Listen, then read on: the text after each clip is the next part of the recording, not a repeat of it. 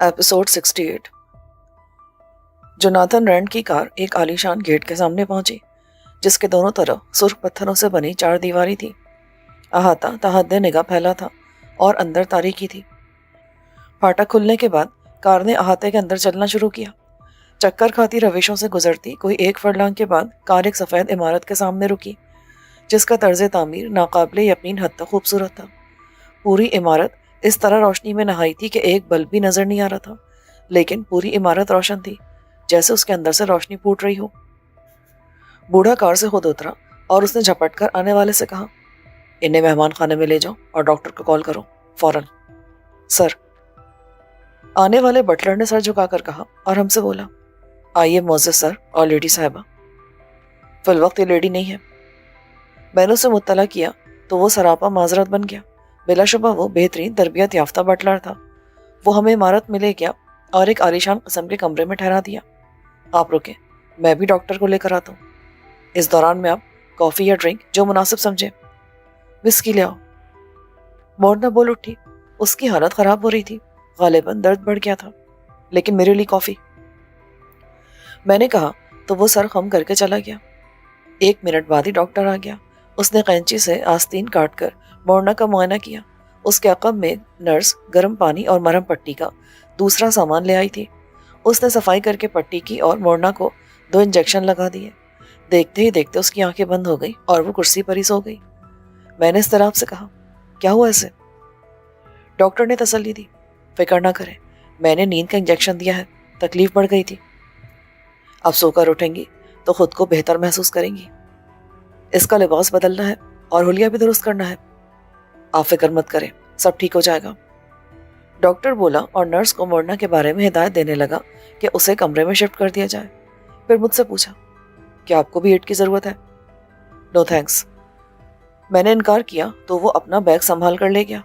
Nurse उसके साथ थी, जो कुछ देर बाद एक अदद स्ट्रेचर और 2 अदद अफराद को लेकर आई। मैडम को दूसरे कमरे में मूव करना है। दोनों अफराद ने मिलकर मोरना को स्ट्रेचर पर डाला और वहां से ले जाने लगे। मैं उनके साथ था। मोरना को एक साफ सुथरे कमरे में मुंतकिल कर दिया गया। जब नर्स उसका लिबास बदलवाने और जिस्म साफ करने की तैयारी कर रही थी तो मैं भी कमरे से निकल गया। बटलर कॉफ़ी समेत मेरा मुंतज़िर था। उसने कॉफ़ी सर्व की, साथ में कुछ खुश्क मेवे भी थे। सर, अगर आप पसंद करें तो बात ले लें। ज़रूर, लेकिन मैं मिस्टर रैंड से मिलना पसंद करूँगा। मिस्टर रैंड सोने के लिए जा चुके हैं, अब वो आपसे सुबह ही मिल सकेंगे। ओके, चलो मुझे कमरा दिखा दो। बटलर मुझे एक बेडरूम तक लाया। बेडरूम भी मेहमान खाने का होते हुए किसी नवाब की इशरतगाह लग रहा था। मैंने अब तक अपना असलहा अपने पास रखा था। इस जगह किसी ने ना तो असलहा बगौर देखा था और ना किसी हैरत का इजहार किया था। सब अपने काम से काम रखने वाले लोग थे। बटलर ने मुझे अलमारी दिखाई। इसमें आपके नाप का सूट होगा, अगर आप चाहें तो मुंतखब कर लें। ज़रूर। मैंने राइफल और बैग एक तरफ रखा। उसने अलमारी से गर्म रेशमी शबखाबी का सूट और उस पर पहनने के लिए गाउन निकाला। कैसा सर? ठीक है, अब तुम जाओ। सर, सोने से पहले आप कुछ खा लें या कुछ पीने के लिए लेंगे? No thanks. इस बार मैंने खुरदुरा अंदाज में कहा तो वो चुपचाप कमरे से चला गया। उसके जाते ही मैंने कमरा अंदर से बंद किया और मोबाइल निकालकर जमशेद पैलेस का नंबर मिलाया। खासी देर तक बेल जाती रही, फिर किसी ने रिसीव कर लिया। फूली सांसों के दरमियान मुझे काजल की आवाज़ शनाख्त करने में दुश्वारी पेश आई थी। यूसुफ? मुझे शरारत सूझी। नहीं, अपन सेठ मलबारी बोलता, इधर से 2 चाय का ऑर्डर किया था। बदमाश, मुझे कितना सताते हो। वो रोने के अंदाज में हंस पड़ी। तुम्हें कैसे पता कि मेरा फोन आएगा? जावेद भाई ने छुपाया था, मैंने उन्हें मम्मा से बात करते सुन लिया। काजल, इन लोगों के दिल में कभी मेरे लिए जगह नहीं होगी। जावेद और जुनैद कभी तुम्हारी शादी मुझसे नहीं करेंगे, चाहे मेरे मुकाबले में कोई भंगी क्यों ना हो। लेकिन मैं सिवाय तुम्हारे किसी के लिए हाँ नहीं करूंगी। जानता हूँ, लेकिन तुम्हारी शादी इन लोगों के लिए इतना अहम मसला नहीं है जितना पापा के कारोबार पर कब्जा करना। यूसुफ, तुम कोई खास बात कहना चाहते हो? हाँ, मैं चाहता हूँ तुम लंदन चली जाओ। लंदन? मगर क्यों? क्योंकि मैं बाज़ मजबूरियों की वजह से पाकिस्तान नहीं आ सकता। अलबत्ता लंदन आ सकता हूँ, तुम वहाँ मेरा इंतज़ार करना। इंतज़ार तो मैं अब भी कर रही हूँ। यूसुफ, कब तक? बहुत जल्द, बस कुछ दिन की बात है। फिर इन चक्करों से जान छुड़ा कर आ जाऊँगा। फिर तुमसे शादी कर लूँगा, हम अपना घर बसाएंगे। सच? मैं कब से ख्वाब देख रही हूँ, लेकिन जब आँख खुलती है मुझे डरावनी रात ही मिलती है। काजल, मुझे नहीं मालूम कि कोई हमारी बात सुन रहा है या नहीं। तुम मुझे एहतियातन अपना मोबाइल नंबर दे दो, मैं उस पर कॉल करता हूँ। काजल ने मुझे अपना नंबर लिखवा दिया। मैंने लाइन काट कर उसके मोबाइल पर कॉल की। उसने फ़ौरन रिसीव कर ली। यूसुफ, मुझे बताओ कि मैं लंदन कैसे आऊँ? मैं वहाँ कहाँ रहूँगी? तुम लंदन जाकर रॉडनी फ्रेजर नामी वकील से रब्ता करना। उसका नंबर और पता तुम्हें फ़ोन डायरेक्टरी से मिल जाएगा। उसका दफ्तर किंगस्टन स्ट्रीट पर वाक़ है। रॉडनी मेरा वकील है। मेरे तमाम मामलात की देखभाल वही करता है। तुम उसे मेरा हवाला दोगी और एक कोड बताओगी तो वो तुमसे मुकम्मल ताउन करेगा। वहाँ मेरा एक फ्लैट है। मेरी आमद तक तुम वहाँ रह सकती हो। जावेद या कोई और तुम्हें वहाँ परेशान नहीं कर सकता और ना वहाँ तुम्हारे साथ ज़बरदस्ती की जा सकती है। लेकिन यूसुफ, मम्मा, मैं उनसे छुपकर शादी नहीं कर सकती। काजल, पागल मत बनो।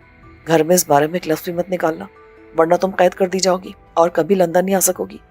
बाद में वो हमारा रिश्ता कबूल करने पर मजबूर हो जाएंगे। ओके, मैं आऊँगी यूसुफ, तुम्हारे लिए। मुझे कब तक इंतज़ार करना पड़ेगा? मैं वक्त नहीं बता सकता। जिंदा रहा तो दुनिया की कोई ताकत मुझे तुम्हारे पास आने से नहीं रोक सकेगी।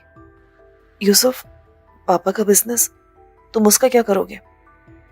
अगर तुम्हारे भाइयों ने खुशदिली से हमारी शादी को तस्लीम कर लिया तो मैं ये कारोबार उनके हवाले कर दूंगा। मैं हराम खाने की निस्बत वाकई करना पसंद करूंगा। वैसे तुम फिक्र मत करो, मेरे बाजुओं में इतना दम है कि तुम्हें आराम से रख सकूं। सच? यूसुफ, तुम बहुत अच्छे हो। यकीन करो, मैं तुम्हारे साथ उस झोपड़ी में खुश रह सकती हूँ जो तुमने हलाल की कमाई से बनाई हो, मगर हराम से खड़े किए महल में नहीं रह सकती। मेरा तो यहाँ भी दम घुटता है। बस तुम वहां से निकलने की करो और सारा मामला हद से ज्यादा खुफिया रखना। मुझे जावेद और जुनैद से मामूली सी भी उम्मीद नहीं है। उन्हें भिनक पड़ गई तो वो तुम्हें गायब कर देंगे हमेशा के लिए। तो तुम्हारा मतलब है वो मुझे कत्ल कर देंगे? काजल सहम कर बोली। मैं उनसे ऐसी ही तवक्को रखता हूँ। माफ करना काजल, वो तुम्हारे भाई हैं, लेकिन वो हद दर्जे खुदगर्ज और मफाद परस्त लोग हैं। मैं जानती हूँ, क्या करूँ, मेरे भाई हैं। बचपन की मोहब्बत खत्म तो नहीं हो सकती, फिर उनसे खून का रिश्ता भी तो है। रिश्ता कौन खत्म कर सकता है? और बेशक उनसे मोहब्बत भी करो, पर उन पर एतबार मत करना। क्या तुम्हारे पास पासपोर्ट है? हाँ है, अभी हाल ही में बनवाया है। बस तो खामोशी से बरतानिया का वीज़ा लगवाओ। मेरा ख्याल है तुम्हें आसानी से वहाँ इमिग्रेंट वीज़ा मिल जाएगा, वरना किसी भी किस्म का वीज़ा लेकर चली जाओ। बाकी मामलात वहाँ रोटनी संभाल लेगा। तुम्हारे पास रकम है? ये कैसा सवाल कर रहे हो? याद है, पापा ने मेरे पैदा होते ही मेरे नाम से एक बैंक अकाउंट खोल दिया था। उसमें हर महीने 1 लाख रुपए जमा कराते थे। खुद हिसाब लगा लो कि पापा ने 18 सालों में कितना पैसा जमा कराया होगा। उसका नफा ही मेरे गुजारे के लिए काफ़ी है। 2-3 बार के अलावा उससे पैसा निकलवाया ही नहीं था। ना जाने कितने लाख पड़े होंगे। लाख नहीं, करोड़ में बात करो। इसका मतलब है तुम्हें कोई प्रॉब्लम नहीं होगा। बस तो पहली फुर्सत में लंदन जाने की तैयारी शुरू कर दो, और खुदा के लिए अपने सूट न पैक करने शुरू कर देना। घर में बिल्कुल भी जाहिर ना हो कि तुम कहीं जा रही हो। इतनी अकल मेरे पास भी है। तुम फिक्र मत करो, मैं सिर्फ पहने हुए कपड़ों और अपनी चंद ज़रूरी चीज़ों के साथ ही जाऊंगी। गुड गर्ल, मैं जल्द अज जल्द आने की कोशिश करूंगा। फिलहाल गैर कानूनी तौर पर मैं जनूबी अफ्रीका में हूँ। मेरे खुदा, अगर तुम्हें गिरफ्तार कर लिया गया तो? तब भी कुछ नहीं। अगर मेरे चंद दुश्मन हुकूमत में ना होते तो मैं खुद को हुकूमत के हवाले कर चुका होता। यूसुफ, तुम्हारे पास इतने आदमी हैं, वो तुम्हारे के इशारे पर सारी दुनिया में कुछ भी कर सकते हैं। तुम मुझसे मदद क्यों नहीं लेते? तुम भूल रही हो, वो अब जावेद और जुनैद के साथ है, और मैं किसी ऐसे आदमी पर एतमाद नहीं कर सकता जो उनके साथ रहा हो।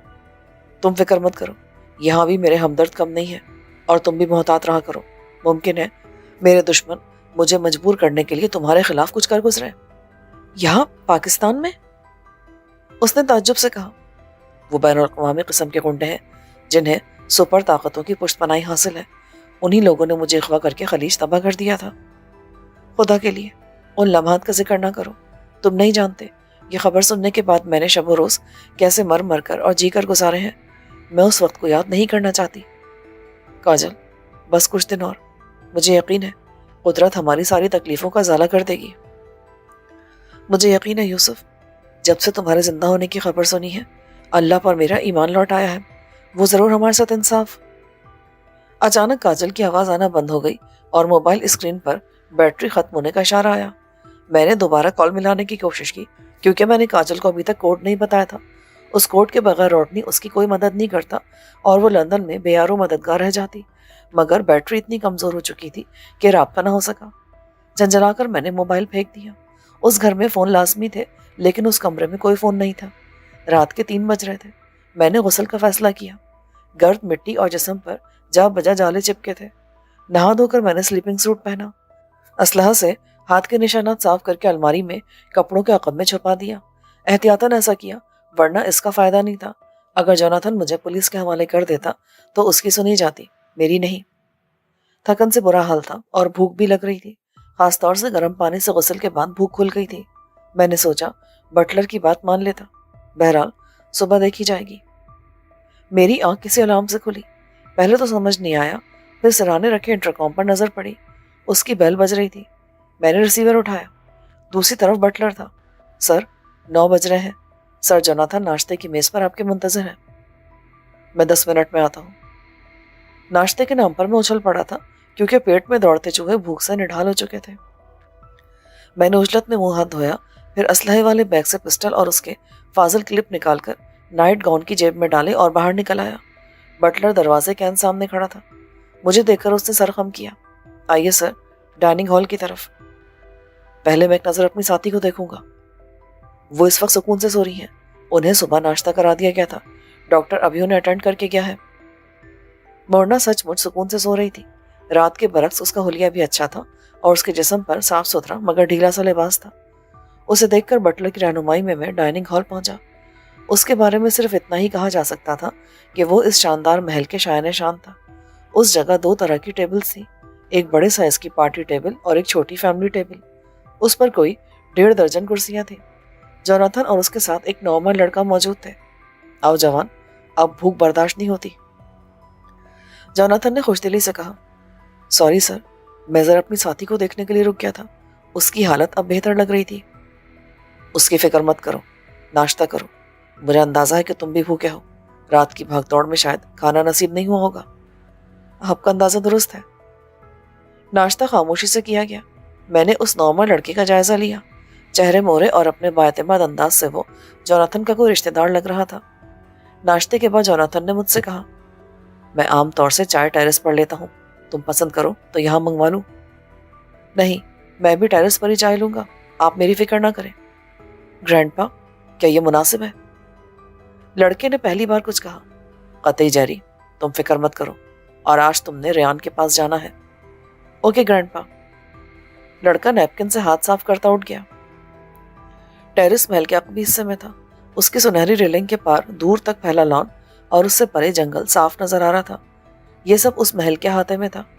بٹلر نے چائے میز پر لگا دی۔ صبح کی نکھری نکھری دھوپ ہر شے کو واضح کر رہی تھی۔ بٹلر نے چائے سرو کی۔ اس کے بعد جوناتھن نے اسے جانے کا اشارہ کیا۔ وہ خاموشی سے رخصت ہو گیا۔ اس کے جاتے جوناتھن یکدم سنجیدہ نظر آنے لگا۔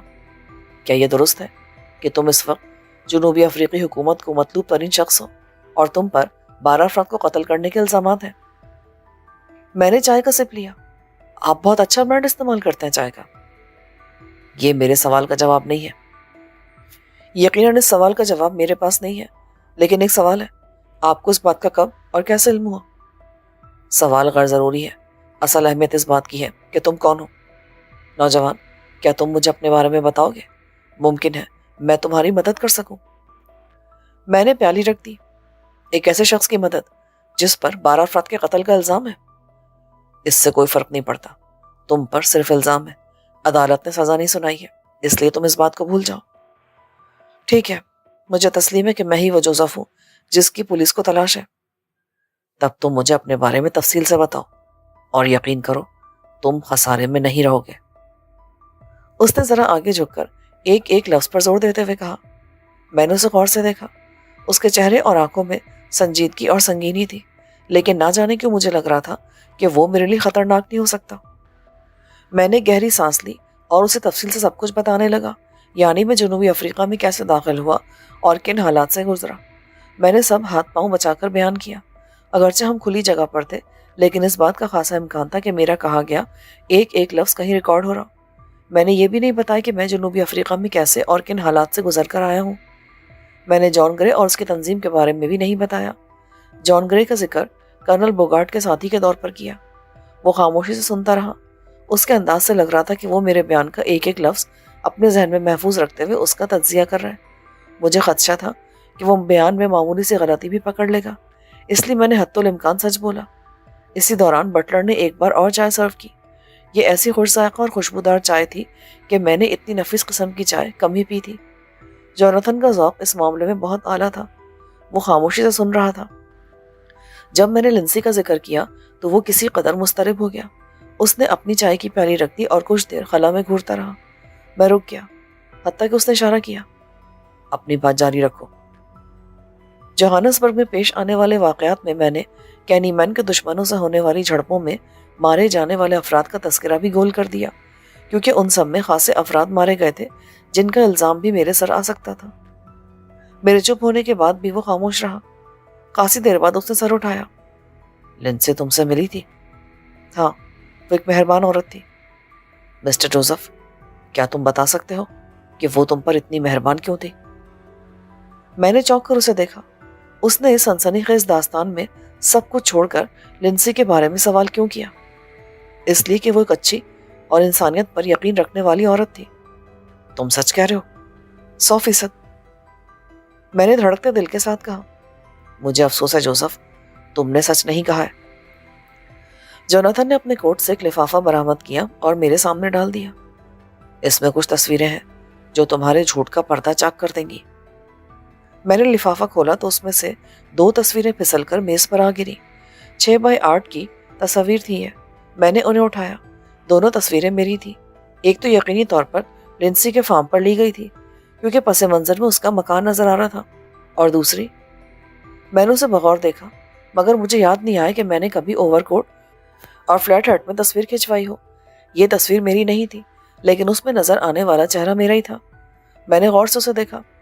تب مجھے لگا یہ شخص مجھ سے حیرت ناک حد تک مشابہ ضرور تھا، لیکن یہ میں نہیں تھا۔ اور تب مجھ پر انکشاف ہوا کہ یہ کس کی تصویر تھی۔ یہ لنسی کے بھائی کی تصویر تھی، جس سے میری مشابہت کی بنا پر وہ مجھ پر اتنی مہربان تھی کہ اپنی جان تک قربان کر دی۔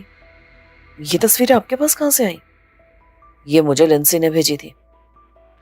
میرے دل کی دھڑکن تیز ہو رہی تھی، جیسے کوئی سنسنی خیز انکشاف سامنے آنے والا ہے۔ آپ کون ہیں؟ میں نے بمشکل پوچھا تھا۔ میں جانی والٹر ہوں، لنسی کا باپ۔ میں نے غور سے اس شخص کو دیکھا جو ممکنہ طور پر پراسرار تھا۔ جھریوں بھرے چہرے اور چمکتی آنکھوں میں مجھے جذبات کی ہلکی سی رمق بھی نظر نہیں آئی، لیکن اس کے باوجود اندر سے مجھے یقین تھا کہ وہ میرے اور اپنے رشتے اور میرے متعلق دوسرے حقائق سے آگاہ ہے۔ میں نے گہری سانس لی۔ لگتا ہے کہ آپ سب جانتے ہیں۔ کسی حد تک۔ میں نے خاصے عرصے تک اپنے پوتے کی تلاش جاری رکھی تھی، کیونکہ وہ اس کشتی میں نہیں ملا تھا جس سے اس کے ماں باپ کی لاشیں ملی تھیں۔ مجھے یقین نہیں کہ میں وہی بچہ ہوں۔ محض شباہت سے کچھ نہیں ہوتا۔ مجھے بھی شک ہے، لیکن یہ بھی سچ ہے، تب بھی کوئی خاص فرق نہیں پڑتا تھا۔ بوڑھے نے سر ہلایا۔ آپ کے لیے، آپ اس شخص کو اپنے خاندان سے نکال چکے تھے جس نے اسلام قبول کر لیا تھا۔ جانی والٹر کے چہرے پر سختی نمودار ہوئی۔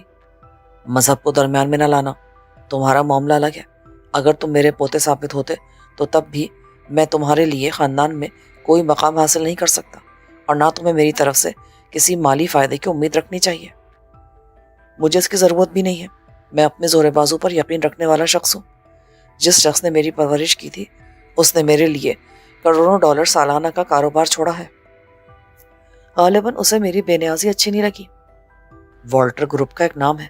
اس ملک کی معیشت پر تمہارا قبضہ ہے، اس میں میرے لیے کوئی کشش نہیں۔ میں بولا، میں جلد از جلد اس ملک سے چلے جانا چاہتا ہوں۔ یہ کام آسان نہیں ہے، لیکن میں کوشش کروں گا۔ کیا ہمیں یہاں سے جانے کی اجازت ہے؟ ہاں، تم پر کوئی پابندی نہیں ہے، لیکن بہتر یہی ہے کہ اپنی ساتھی کے ٹھیک ہونے تک تم اسی جگہ رہو۔ میرا میزبان، جو اس لڑکی کا باس بھی رہ چکا ہے، پریشان ہوگا ہمارے لیے۔ وہ 1-2 دن پریشان ہوگا تو اس سے کوئی خاص فرق نہیں پڑے گا۔ بہرحال تم اس جگہ بالکل محفوظ ہو۔ مسٹر والٹر، آپ مجھے اپنے بیٹے کے بارے میں بتائیں گے؟ جانی نے سوچا اور سر ہلا دیا۔ میں تمہیں ایک فائل بھیجوں گا، وہ پڑھ لینا۔ مجھے امید ہے اس سے تمہاری تشنگی خاصی حد تک کم ہو جائے گی۔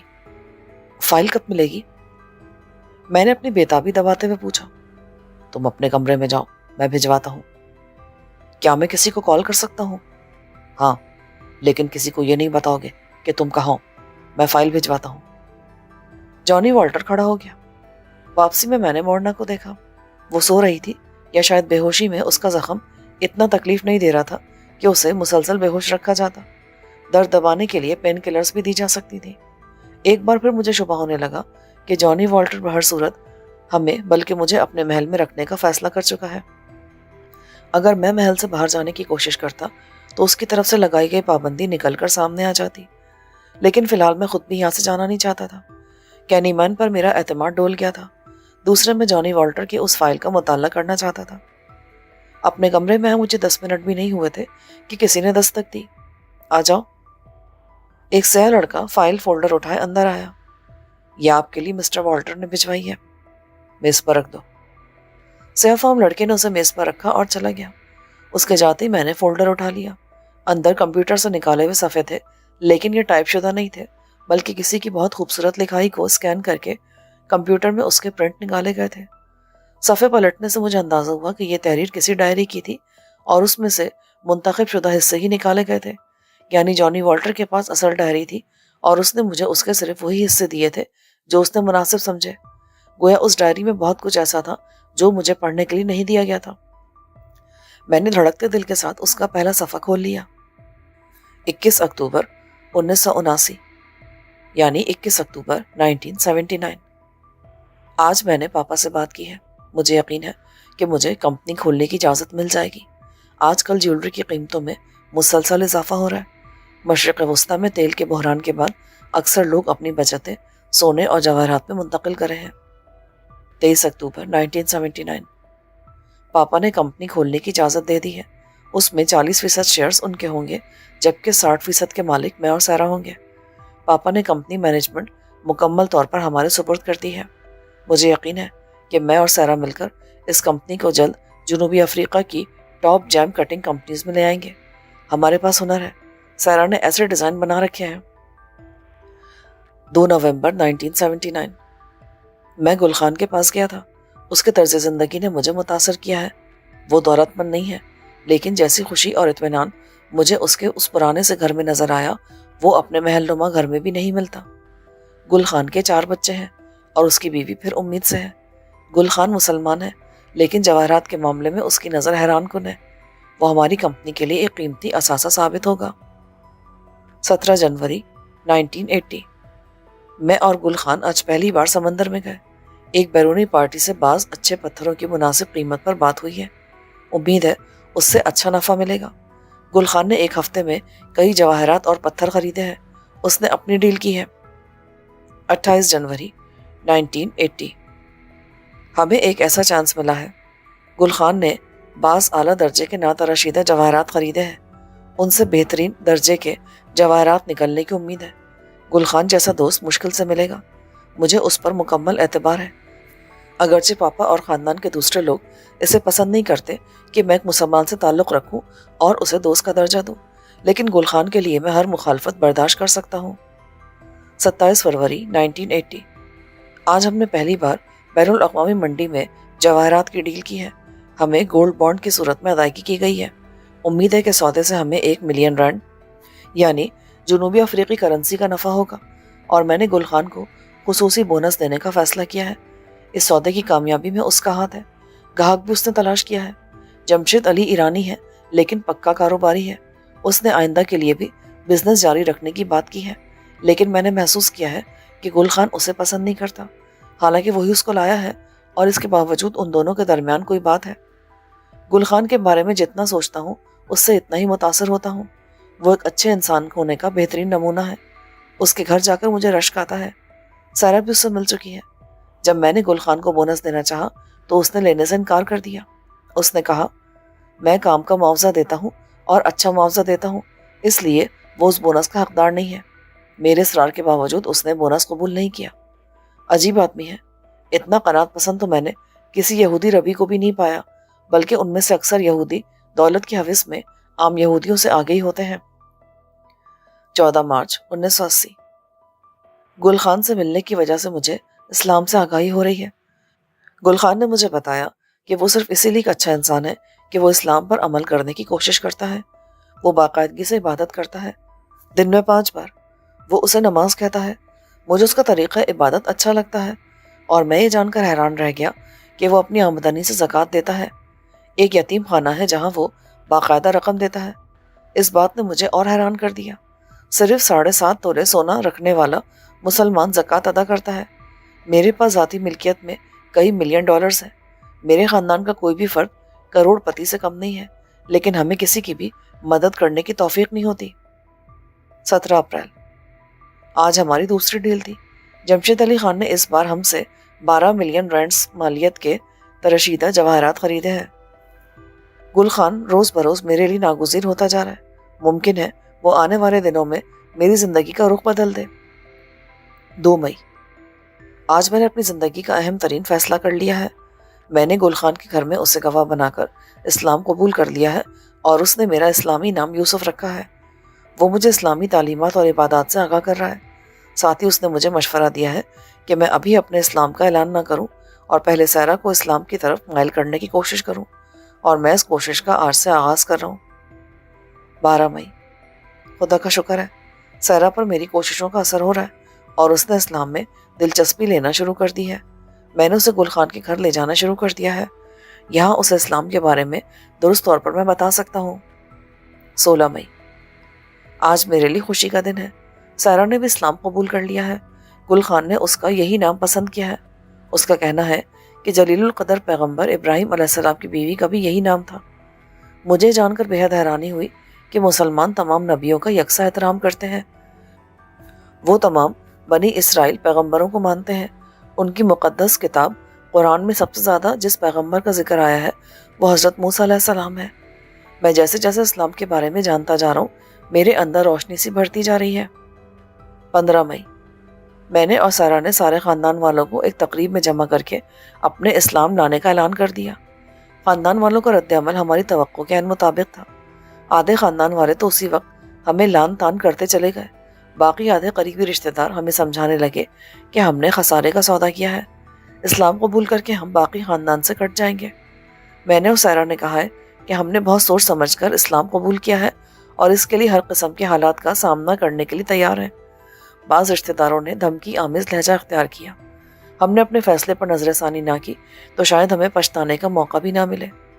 پاپا نے ہمیں کہا کچھ نہیں، لیکن ان کے انداز سے لگ رہا ہے کہ انہیں ہمارا فیصلہ ناگوار گزرا ہے۔